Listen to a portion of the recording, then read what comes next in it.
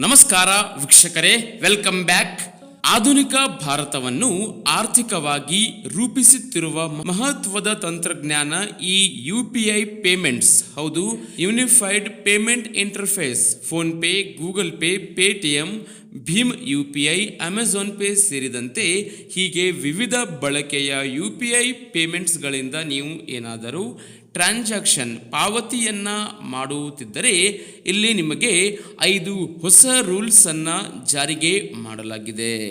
S ವೀಕ್ಷಕರೇ, ಇದೀಗ UPI ಕಡೆಯಿಂದ 5 ಅಧಿಕೃತ ಹೊಸ ಬದಲಾವಣೆ, ಹೊಸ ನಿಯಮಗಳನ್ನು ಜಾರಿಗೆ ಮಾಡಿ ಆದೇಶವನ್ನು ಹೊರಡಿಸಲಾಗಿದ್ದು, ನೀವು ಕೂಡ phone Pe, Google Pay, Paytm ಅಥವಾ ಭೀಮ್ ಆ್ಯಪ್ ಹೀಗೆ ವಿವಿಧ ಬಗೆಯ UPI ಆ್ಯಪ್ ಅನ್ನು ಬಳಸಿಕೊಂಡು ಹಣ ಟ್ರಾನ್ಸಾಕ್ಷನ್ ವ್ಯವಹಾರವನ್ನು ಮಾಡುತ್ತಿದ್ದರೆ ವಿಡಿಯೋವನ್ನು ಕೊನೆಯವರೆಗೂ ನೋಡಿ ಮಾಹಿತಿಯನ್ನು ತಿಳಿದುಕೊಳ್ಳುವುದು ಅವಶ್ಯಕ.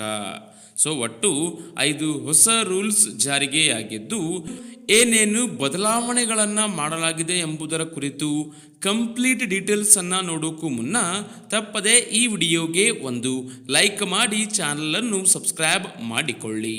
ಮೊಟ್ಟ ಮೊದಲಿಗೆ ಮೊದಲ ಹೊಸ ರೂಲ್ಸ್ ಏನೆಂದರೆ UPI ಮೇಲೆ ಹೆಚ್ಚುವರಿ ಶುಲ್ಕ. ಎಸ್ ವೀಕ್ಷಕರೇ, ಇನ್ನು UPI ವಹಿವಾಟುಗಳ ಮೇಲೆ 3,000ಕ್ಕಿಂತ ಹೆಚ್ಚಿನ ವಹಿವಾಟುಗಳು ಸಂಪೂರ್ಣವಾಗಿ ಉಚಿತವಾಗಿರುತ್ತದೆ ಎಂದು ಸರ್ಕಾರ ಸ್ಪಷ್ಟಪಡಿಸಿದೆ. ಡಿಜಿಟಲ್ ಪಾವತಿಗಳನ್ನು ಮಾಡುವಾಗ ಬಳಕೆದಾರರು ವಹಿವಾಟು ಶುಲ್ಕದ ಬಗ್ಗೆ ಚಿಂತಿಸಬೇಕಾಗಿಲ್ಲ ಎಂದು ಇದೀಗ UPI ಖಚಿತಪಡಿಸಿದೆ. ಇನ್ನು ಬ್ಯಾಲೆನ್ಸ್ ಪರಿಶೀಲನೆ ಮಿತಿ.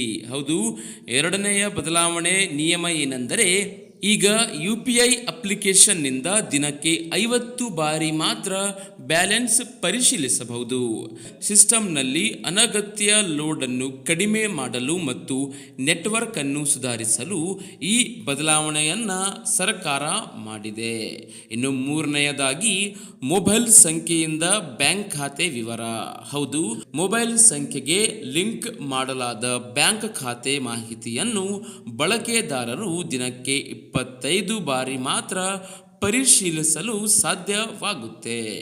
ಗೌಪ್ಯತೆಯನ್ನು ಕಾಪಾಡಿಕೊಳ್ಳುವುದು ಮತ್ತು ಫಿಶಿಂಗ್ ಪ್ರಯತ್ನಗಳನ್ನು ಮಿತಗೊಳಿಸುವುದು ಈ ನಿಯಮದ ಮುಖ್ಯ ಉದ್ದೇಶವಾಗಿದೆ. ಇನ್ನು ನಾಲ್ಕನೆಯದಾಗಿ UPI ID ಪರಿಶೀಲನೆ ಕಾರ್ಯ. ಹೌದು, ಈಗ UPI ID ಪರಿಶೀಲ ಮತ್ತು ವಿನಂತಿ ಪಾವತಿಯಂತಹ ಕಾರ್ಯಾಚರಣೆಗಳಿಗೆ ಪ್ರತಿಕ್ರಿಯೆಯ ಸಮಯವನ್ನು 15ರಿಂದ 10 ಸೆಕೆಂಡುಗಳಿಗೆ ಇಳಿಸಲಾಗಿದೆ. ಇದು ಎಲ್ಲ ರೀತಿಯ ವಹಿವಾಟುಗಳನ್ನು ಅತಿ ವೇಗಗೊಳಿಸಲಿದೆ. ಇನ್ನು ಕೊನೆಯದಾಗಿ 5ನೆಯ ಬದಲಾವಣೆ ಏನೆಂದರೆ ವೀಕ್ಷಕರೇ, ಏನಾದರೂ ನೀವು ಪೇಮೆಂಟ್ ಮಾಡಿದ ಬಳಿಕ ನೆಟ್ವರ್ಕ್ ಸಮಸ್ಯೆಗಳು ಅಥವಾ ತಾಂತ್ರಿಕ ದೋಷಗಳಿಂದಾಗಿ ಯಾವುದೇ ಕಾರಣದಿಂದಾಗಿ ಪಾವತಿಯು UPI ವ್ಯವಸ್ಥೆಯನ್ನು ತಲುಪಲು ಸಾಧ್ಯವಾಗದಿದ್ದರೆ ಅಂತಹ ವಹಿವಾಟುಗಳು ಈಗ ಸ್ವಯಂಚಾಲಿತವಾಗಿ ವಿಫಲವಾಗಲಿದೆ ಎಂದು ಅಧಿಕೃತವಾಗಿ ಇದೀಗ UPI ಯೂನಿಫೈಡ್ ಪೇಮೆಂಟ್ ಸಿಸ್ಟಮ್ ಈ ಹೊಸ ನಿಯಮಗಳನ್ನು ಜಾರಿಗೆ ಮಾಡಿದೆ.